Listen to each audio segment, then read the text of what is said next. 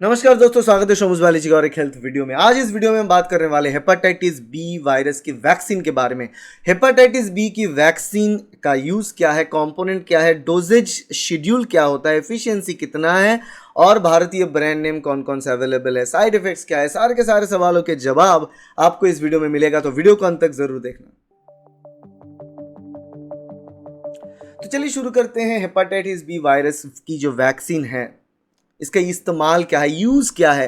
Hepatitis B vaccine use किया जाता है हमको हेपेटाइटिस बी वायरस की इन्फेक्शन के से बचाने के लिए। तो यहाँ पे prevention against hepatitis B infection. इससे हेपेटाइटिस बी एक ऐसे प्रकार के वायरस है जो लीवर को अटैक करता है और जिसका इन्फेक्शन के चलते लीवर जो है क्रॉनिक लीवर डिजीज होता है, फिर धीरे धीरे वो लीवर कैंसर तक तब्दील हो सकता है।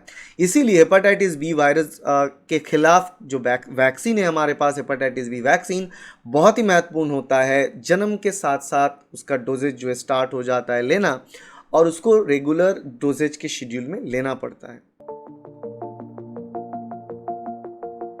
अब बात करते हैं हेपेटाइटिस बी वैक्सीन की कंपोनेंट के बारे में। इसमें रहता क्या है, देखो हेपेटाइटिस बी की वैक्सीन में हेपेटाइटिस बी वायरस जो होता है उसी की सरफेस एंटीजन का एक पोर्शन लिया जाता है, जिसको हम HBsAg मतलब एंटीजन, HB मतलब हेपेटाइटिस बी वायरस। तो हेपेटाइटिस बी वायरस की सरफेस एंटीजन HBsAg जो है वो ही चीज़ को हम इस्तेमाल करते हैं एज अ कंपोनेंट, जिसको हमारे शरीर में ट्रांसफ़र किया जाएगा। जब ये ट्रांसफ़र किया जाएगा तब इम्यून रिस्पॉन्स होगा, हमारे इम्यून सिस्टम उसके खिलाफ जो है एक टोटल इम्यूनिटी जो है तैयार करेगा और इम्यूनिटी हमारे साथ रह जाएगा, लॉन्ग लास्टिंग इम्यूनिटी की तरह। अब बात करते हैं हेपेटाइटिस बी वैक्सीन की डोजेज के बारे में। तो यहाँ पे ये जो डोजेज आता है ये दो फेज पे आता है। एक तो एट बर्थ, जब जन्म के साथ साथ विदिन 24 आवर्स इसका फर्स्ट डोज दे देना चाहिए, और उसके बाद आता है प्राइमरी डोज। तो बर्थ डोज को हम 0 डोज बोलते हैं, बर्थ जन्म लेने के साथ साथ बच्चों को दिया जाता है विदिन 24 आवर्स। फिर जो फर्स्ट डोज होता है उसका जो शेड्यूल है वो 6 week, 6th week, 10th week and 14th week, 6, 10 एंड 14 वीक, ऐसे 3 अलग अलग फेज में दिया जाता है। ठीक है, और इससे ओवरऑल जो इम्यूनिटी है हेपेटाइटिस बी वायरस के खिलाफ अच्छा खासा बन जाता है। अब बात करते हैं हेपेटाइटिस बी वैक्सीन की एफिशिएंसी के बारे में। तो ये वैक्सीन है काफ़ी हद तक एफिशिएंट। अगर टोटल डोजेज किसी बच्चों को दिया जा रहा है तो वो 90% इम्यूनिटी उसका बनता है, 90% अच्छा खासा इम्यूनिटी बन जाता है अगेंस्ट जो हेपेटाइटिस बी वायरस होता है उसके खिलाफ। ठीक है, इसीलिए इसको ठीक टाइम में डोजेज लेना पड़ता है। और एक बात यहाँ पर है कि जब ये डोजेज बन जाता है, शरीर में इम्यूनिटी बन जाता है हेपेटाइटिस बी वायरस के खिलाफ, तो ये इम्यूनिटी जो है अगले 20 सालों के लिए मैक्सिमम ये रह जाता है। फिर 20 साल के बाद धीरे धीरे फेड अप होगा, तो उसके बाद फिर से आप जो है डोजेज कंटिन्यू कर सकते हो। अदरवाइज ये 20 साल तक you are quite well protected against hepatitis B virus. अब बात करते हैं Indian brand name hepatitis B virus की वैक्सीन्स कि इंडियन ब्रांड नेम्स क्या है। देखो जीन वैक बी बोल के आता है, gene vac B, Shan vac B, Biovac B, ठीक है, और एनर्जिक्स बी।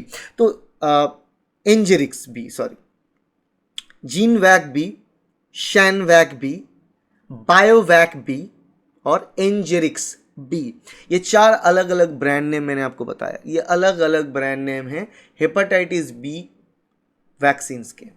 आप किसी भी एक प्रकार की यहाँ पे वैक्सीन आपको दिया जा सकता है। अब बात करते हैं कि ये वैक्सीन के साइड इफ़ेक्ट्स के बारे में। देखो वैक्सीन का जो साइड इफ़ेक्ट्स है वो काफ़ी हद तक बहुत सारे वैक्सीन में सिमिलर आते हैं, जिसमें जिस जगह पे वैक्सीन दिया जाता है, जैसे कि BCG वैक्सीन जहाँ पे दिया जाती है यहाँ पे, तो वहाँ पे दर्द होना, ठीक है, वैक्सीनेशन के बाद लाल होना, जलन जैसा फीलिंग होगा, कभी कभी थोड़ा सूजन हो सकता है, उसके साथ साथ थोड़ा फीवर रह सकता है, बुखार, उसके साथ साथ जो ग्लैंड्स है वो ग्लैंड भी थोड़ा बहुत स्वेल्ड अप हो सकता है। ये सारे के सारे सिम्टम्स होते हैं किसी भी प्रकार की वैक्सीन की जगह की side effect overall related side effect.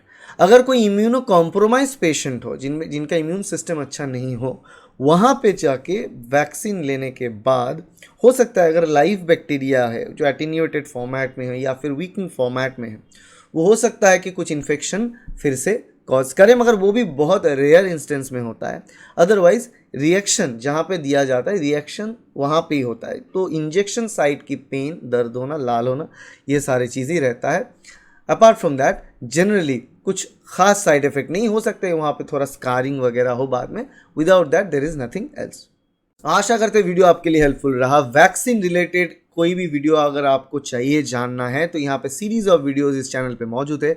आप सारे के सारे वीडियोस देखना, वहाँ से आपको पता चलेगा कि ये सारे वैक्सीनेशन प्रोसेस कैसे चलता है, इसका प्रोटोकॉल क्या है, इंपॉर्टेंस क्या है, सब कुछ यहाँ पे इस वीडियो सीरीज में मिलेगा। तो वीडियो सीरीज की हर एक वीडियो को फॉलो करना।